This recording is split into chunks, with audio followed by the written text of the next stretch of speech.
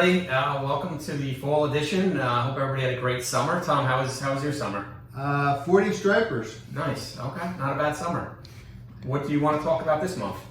Well, just a sort of a update on what we've been seeing. There's been a lot of things, economy and what's going on. And I think it's the same thing as usual. It's all over the place, and there's disruption all the time, and there always has been, and there always will. A couple of things that are sort of interesting is there was an article in the Epoch Times, and it said the budget deficit will double next year to $2 trillion a year. That means we're spending $2 trillion more than we have coming in, which is really bad. Part of the pandemic spending, it's part of them just printing money, and at some point that's got to start coming back, when we'll find out when. And who's buying all this money? Well, they sort of sell it to their sister. It's like I sell bonds to my wife, and she borrows the money from somebody else, and somehow we're ahead of the game. They're literally, the Federal Reserve is buying it. It's ridiculous. That's Washington. One of the other things about Washington is some of the data coming out of there, you got to really question some of the data.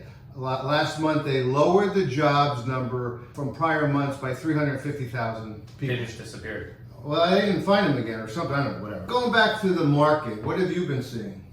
Yeah, I mean, just like you said in the beginning, that there's always going to be news, there's always going to be something going on, but at the end of the day, we want to invest in quality companies, and mutual fund companies and their fund managers are actually the ones going every single day deciding what companies they think are going to do well the next 30, 60, 90 months, and what companies are going to do poorly and avoid some of those. Even before all that, the fund CEOs, etc., are trying to do things to get their company in a better place. So you got the CEOs first, you got the fund managers second, and then we look at it and we say, how are the funds doing? And that level of diversification is huge.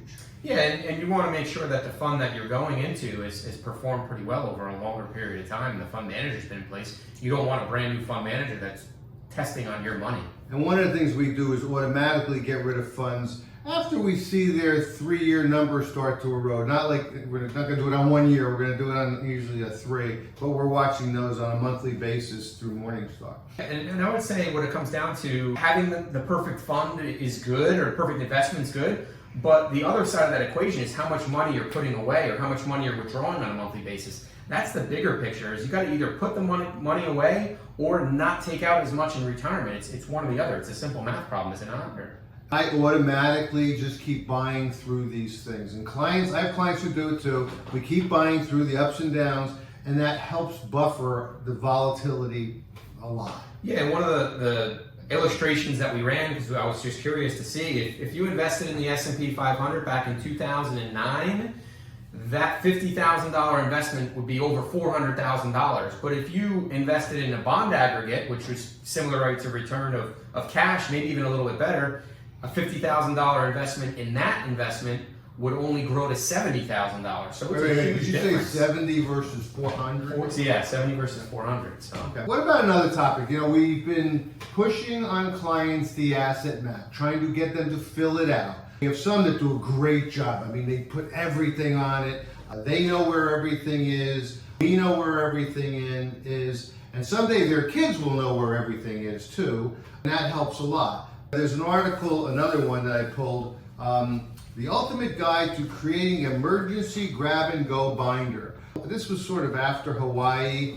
A lot of people suddenly woke up one morning and their whole town is gone. And this one talks about financial records, household records, cars, animals, pets, medication, on and on and on. And it says a grab-and-go binder, and it also puts in here, and buy a scanner and have a digital copy, because if your grab-and-go binder got burned up like it would have in Hawaii, you better have some digital backup that's on the cloud, not on the computer sitting in your house. No, absolutely, and have it accessible, and make sure you know where it is, and make sure the people that will be helping you through a transition know where that is too. We tell clients to keep their living wills or healthcare directives in their glove compartment. So they're headed to the hospital, they have it right there. They don't have to go looking for it, or at least make sure that your hospital or doctor, they have it on record, so that you don't have to go looking for it. We see that all the time, and that's probably the biggest issue, where kids are trying to help their parents. Maybe they're in a different state and they're trying to, help them navigate a healthcare scare or something like that going on, and that's the biggest thing. So I do think, just bringing it around to Asset Map